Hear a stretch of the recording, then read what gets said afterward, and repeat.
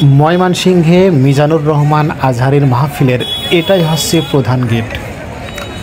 এই গেটের পাশাপাশি আরও দুইটা গেট আছে, চলুন দেখে নিই।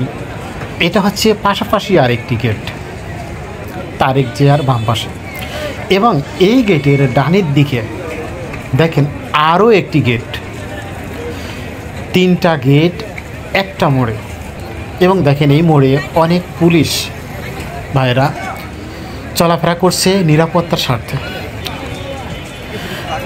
আর এটা হলো মাহফিলের মূল স্টেজ।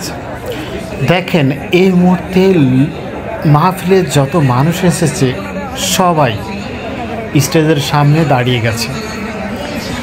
মাহফিলে এত পরিমাণ লোক হয়েছে যে মাঠে বসে যে মাহফিল শুনবে সেই অবস্থা নাই, সবাই দাঁড়িয়ে পড়ে মাহফিল শুনছে। মাঠের এই অবস্থা দেখে, এত পরিমাণ লোক দেখে মিজানুর রহমান আজহারী নিজেই অবাক হয়ে গেছেন।